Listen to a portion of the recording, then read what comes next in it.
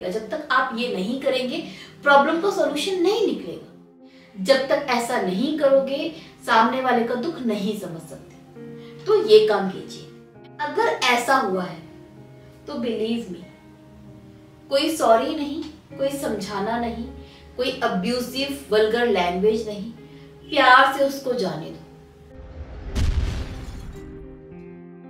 अगर आपका पार्टनर भी बदल गया है, पहले की तरह नहीं रहा और आप जानना चाहते हैं उसके बदलने के पीछे क्या कारण है एंड आप अपने रिश्ते को पहले जैसा बनाना चाहते हैं, तो बने रहिए मेरे साथ, क्योंकि आज मैं आपको यही बताने वाली हूँ कि वो क्यों बदला है एंड उसके बदले हुए व्यवहार को दोबारा से पहले जैसा कैसे आप कर सकते हैं। तो चलिए शुरू करते हैं इस वीडियो को। नमस्ते दोस्तों, मेरा नाम है उषा कुशवाहा, आप देख रहे हैं दिल टॉक्स। रिलेशनशिप में पार्टनर के बदलने का कोई एक रीजन नहीं होता, बहुत सारे रीजन होते हैं। रीजन एक ये हो सकता है कि वो आपको प्यार करता ही नहीं था, आपकी तरफ सिर्फ अट्रैक्टेड था एंड वक्त के साथ उसका अट्रैक्शन खत्म हुआ और वो बदल गया। दूसरा हो सकता है आपकी कोई चीज को बुरी लग गई हो। थर्ड हो सकता है उसकी जिंदगी में कोई आ गया हो। फोर्थ हो सकता है आप दोनों के बीच में कुछ मिसअंडरस्टैंडिंग हो गई हो, वगैरह वगैरह। इस तरह के बहुत सारे रीजन होते हैं जिसकी वजह से आपका पार्टनर बदलता है। तो सबसे पहले तो आपको ये जानना है कि प्रॉब्लम क्या हुई है। जैसे कि मैं हमेशा बोलती हूँ कि जब तक आप प्रॉब्लम को नहीं ढूंढेंगे तब तक आप सॉल्यूशन नहीं निकाल सकते। पार्टनर का बदलने का क्या रीजन है, वो रीजन जानना सबसे ज्यादा जरूरी है। वो जानने के लिए आप सबसे पहले काम ये कीजिए कि उससे बात कीजिए खुलकर। जब जब हम रिश्तों में अपना दिमाग ज्यादा चलाते हैं, जुबान से काम नहीं लेते, बात नहीं करते, तब रिश्ते खराब होते हैं, क्योंकि इस बिहेवियर की वजह से उसमें मिसअंडरस्टैंडिंग बढ़ती चली जाती है।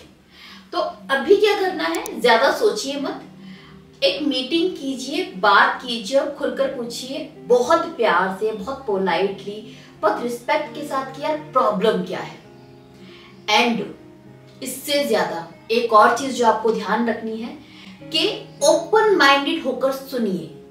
कभी कभी ये होता है कि आपके पार्टनर को आपसे कोई दिक्कत है एंड मान लो फॉर एग्जांपल कि आपके पार्टनर को ये प्रॉब्लम है कि आप उसको टाइम नहीं देते, इसके वजह से उसको लगता है कि आप उसे प्यार नहीं करते। ये गलतफहमी उसको हो गई है।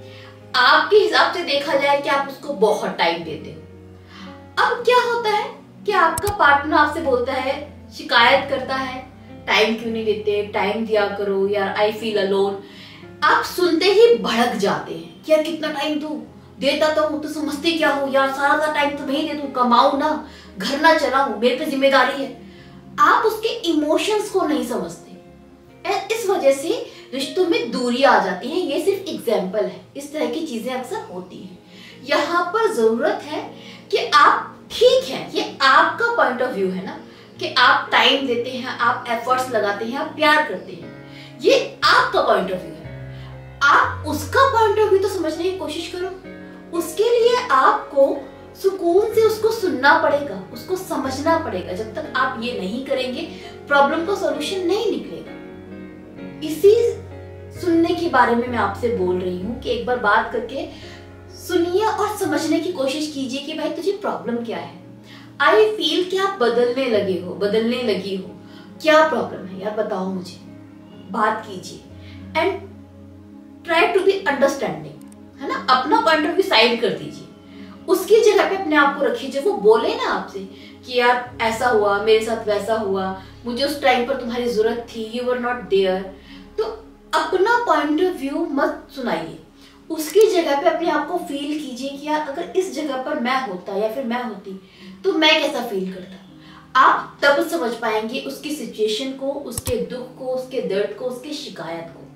किसी का पेन, किसी का दुख समझने के लिए उस पेन में अपने आप को रखकर महसूस करना जरूरी है। जब तक ऐसा नहीं करोगे सामने वाले का दुख नहीं समझ सकते। तो ये काम कीजिए। एंड नाउ कहानी शुरू होती है यहां से।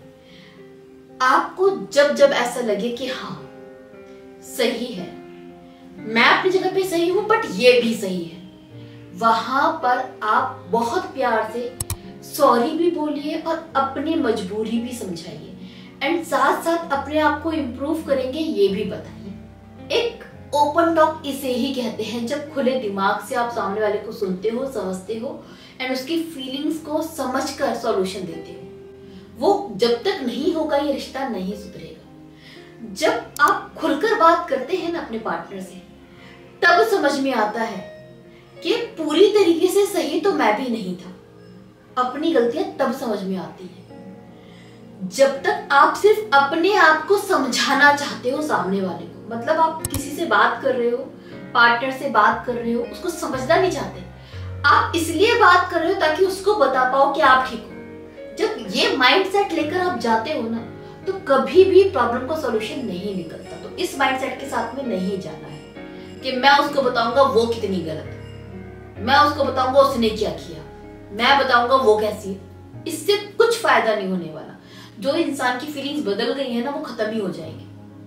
इस एटीट्यूड को साइड करो। रिश्ते में ये एटीट्यूड नहीं चलता, चलना भी नहीं चाहिए। तो ओपन टॉक करो, चीजों को समझो, उसके पेन को समझो, वहां पर उसको सुकून दो, सॉरी बोलो, अपने आप को इम्प्रूव करोगे ये समझाओ, जहां पर आप मजबूर थे अपनी मजबूरी गिनाओ। एंड उसके बाद थोड़ा सा वक्त दो, क्योंकि सिर्फ इतने से ही आपका पार्टनर ठीक नहीं होगा।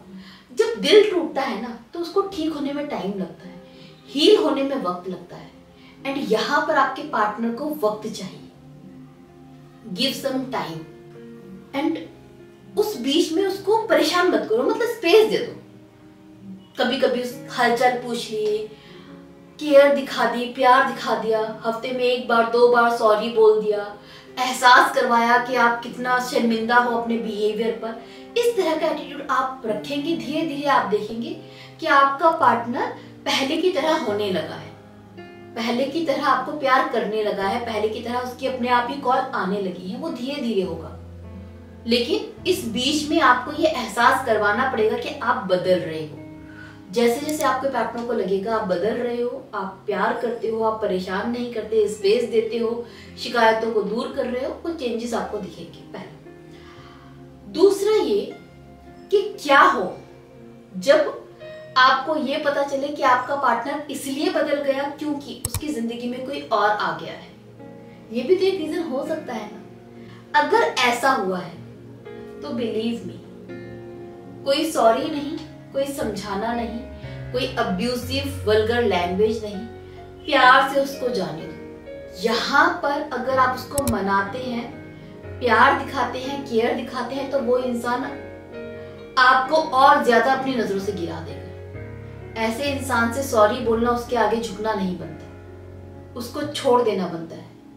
ऐसे में उसको समझाओ मत, उसके छोड़ने से पहले आप छोड़ दो। ये सच में अगर आपको प्यार करता होगा ना, अपने आप ही आएगा, बट तभी आएगा जब आप छोड़ोगे, तब नहीं आएगा जब आप पैरों में गिरोगे। तो ये समझना जरूरी है कि वो क्यों बदल गया है, थर्ड पर्सन की वजह से या आपके किसी गलत बिहेवियर की वजह से। अब बात आती है कि कैसे पता चलेगा कोई थर्ड पर्सन है। तो देखो, जब एक रिश्ते में कोई थर्ड पर्सन आता है ना, तो वो चीजें बहुत पहले से ही पता चलनी शुरू हो जाती हैं, उसका एहसास होना शुरू हो जाता है। रिश्ते में थर्ड पर्सन है या नहीं, इसके बारे में बहुत सारी वीडियो अवेलेबल हैं, वो आप देख सकते हैं। वो वीडियो देखकर आप समझ पाएंगे कि उसकी जिंदगी में कोई थर्ड पर्सन है या नहीं। बट आई रियली विश कि इस रिश्ते में कोई थर्ड पर्सन ना हो, आप दोनों के बीच की परेशानियां हो, क्योंकि अगर ऐसा है तो वो चीजें खत्म हो जाएंगी। बट इतना ध्यान रखना एट लास्ट कि पार्टनर को सॉरी बोलने का मतलब ये नहीं होता कि आप उससे ये उम्मीद करो कि सॉरी तो बोल दिया कल तो ठीक हो जा। ये उम्मीद कभी मत करना। ये बिल्कुल वैसा ही है कि आपके पेरेंट्स आपको गुस्से में आपकी गलती पर ही 2 थप्पड़ मार देते हैं, फिर आपसे उम्मीद करते हैं कि आप ठीक हो जाओ सॉरी बोलकर, तो आप हो जाओगे। जब आप पिटे हो ना, तो नॉर्मल होने में आपको टाइम लगेगा। वैसे ही वो हर्ट है, आपके सॉरी से काम नहीं चलने वाला, उसको ठीक होने में टाइम लगेगा। तो सॉरी बोलो, बात करो, प्यार का एहसास करवाओ, अपने आप को बदलो, लेकिन टाइम दो उसको। 15 दिन 1 महीने में आपको उसमें चेंजेस दिखने लगेंगे। जो इंसान बिल्कुल ही आपको ब्लॉक करके भाग गया है, बिल्कुल बात नहीं करता, वो धीरे धीरे आपसे बात करना शुरू कर देगा। बट यहाँ पर आपको पेशेंस की जरूरत है पेशेंस। होप ये वीडियो आपको थोड़ी बहुत हेल्प करेगी। इसी उम्मीद के साथ मैं विदा लेती हूँ, बट जाते जाते एक रिक्वेस्ट करना चाहूंगी कि अगर वीडियो अच्छी लगी और यूजफुल लगती हो तो इस चैनल को सब्सक्राइब करके जरूर जाए, क्योंकि आप वीडियोस तो देखते हैं पर सब्सक्राइब नहीं करते। So please subscribe my channel.